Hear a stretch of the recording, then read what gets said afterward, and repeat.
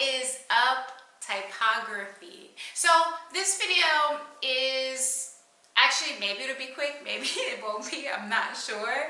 I don't have a written out script for this one, but this video is all about process. Now, we won't formally go through process per se, the way that I'm going to do it in my intro class, my intro to graphic design class, but I do feel it's important that we touch on the topic of process because I want you, whatever process you are using to work your way through your idea development, there are some very important elements, steps that your process needs to have. So I want to make sure that we talk about those things so that we can get on the same page in terms of expectations, and yeah, mainly so we can be on the same page in terms of expectations. So first up, what do I mean by process? With every project that we do in this room together, and also with whatever projects you're doing out in the world outside of this room, you should be utilizing some type of idea generating process. What do I mean by that? I mean that you shouldn't get a project or like a new assignment or whatever it may be and immediately go, oh, I know exactly what I'm going to do. And then you go with whatever that first idea is. That should never be your go-to way to come up with ideas. Why? Because what happens if that doesn't happen? What happens if you get a project or an assignment and nothing comes to your head right away? Then you're sitting there and you're struggling to try to come up with something that you may think is a good idea, right? The other reason why you shouldn't do that, or another reason why you shouldn't do that, is because that first idea that pops in your head immediately, it happens to all of us. Like, all of us across the board, when we're thinking about something we want to do, like we'll get an idea, an inkling of an idea, or what feels like a fully fleshed out idea that'll pop in our head. And the reason why that idea may not be the best one to work with is because that idea is usually the result of all kinds of external influences that you may or may not be aware of, and that idea is most likely cliche. It's probably going to be the culmination of all these things that you have seen time and time and time and time again, and your brain may be telling you that what you have right now is a fresh perspective, when in reality you're most likely regurgitating things you've seen lots and lots and lots of times before, right? So you want to give yourself a shot. You want to give yourself the best possible shot to come up with something that is strong and powerful, that is good, that could truly be a good solution to whatever design problem you are facing. And the best way that you can do that for yourself is to have a killer process that you're working with. I have my process. I've been working with it for over a decade. I've tweaked it, changed it a bit along the way, but for the most part, it has these primary components that have always been a part of it from the very beginning. And your process should definitely have these components, and these components are going to be a part of what you're graded on through our different project development stages, right? So what are those elements? So I introduced the project to you. For most of our projects, I'm most likely going to make a video of some kind explaining to you what the project is. So I give you the project, I describe it to you. Your very first step, you want to make sure you understand what's been laid in front of you. So if you have questions, ask them. Send me a message. Come to our Q&A sessions on Thursdays, or stop in on my office hours on Wednesdays or Thursdays and ask those questions that you may have about your project, right? Now, the very first thing that's going to be a part of your grading process, the step in the process, is research. You want to make sure that you are doing research to help you understand whatever your topic is. There's two different phases of research. The very first one that we're talking about right now is information research, right? What is information research? It is not visual. That is very important, and I say this to you. Information research is not visual. So when we're talking about that particular step of your process, you are trying to learn as much as you can about whatever that topic is. We're going to do a project later on that revolves around food deserts. Some of you may have never heard of a food desert before in your life. So how do you expect yourself to design a great solution for that design problem if you don't even know what the topic means, right?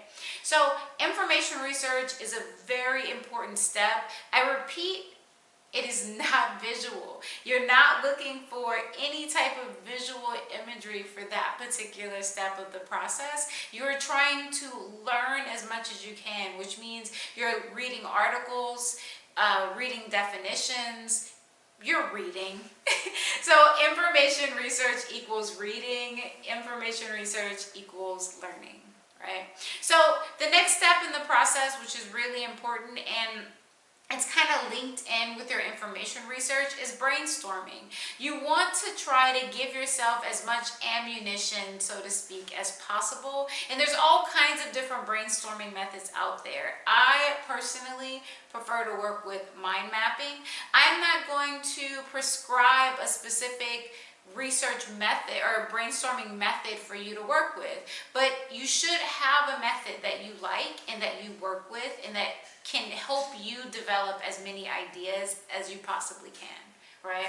So once you get through information research and brainstorming, the next really important pair of steps is visual research and then thumbnailing, or idea generation, however you want to look at it, ideation. Those two things go together in a really important way. Visual research is where you start looking for visual imagery and what kind of things are you looking for, right?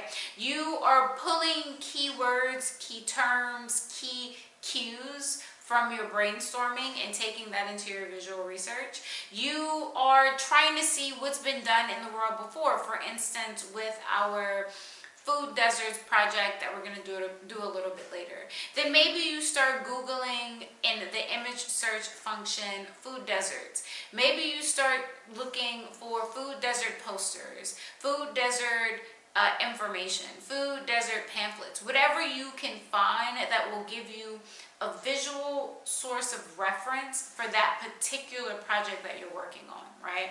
So you do your visual research, and then your visual research along with your brainstorming, along with your information research, they all help feed into your thumbnails. Thumbnails are important. This isn't a place where you wanna slack. Like, I'm gonna always give you a number, a minimum number of thumbnails you need to draw.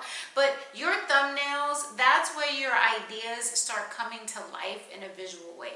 So you're gonna take all of this foundation that you've built for yourself with those very first 3 steps of your process, and then you're gonna take that and try to turn it into your own fresh visual perspective on whatever that project content is about, right?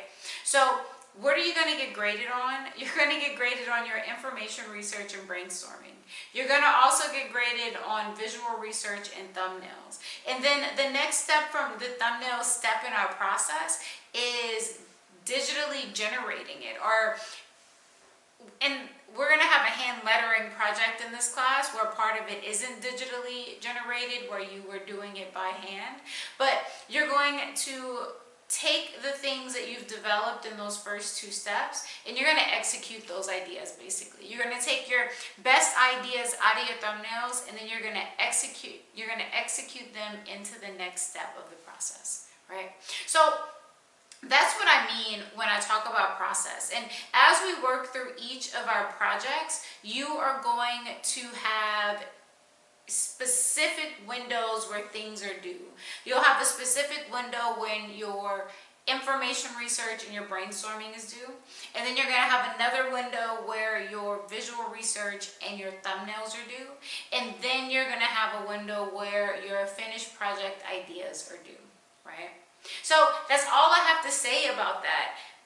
If you have any questions about process, If you've never worked with one before and you're really trying to wrap your mind around this information, please don't hesitate. Shoot me an email, message me through Canvas, or pop in on office hours and we can chat about it and help you figure out a good process that works for you. If you want to see my process in hopes of it giving you some ideas while you're developing your own, let me know and I can pass that information along as well, right? So that's all I have to say about process.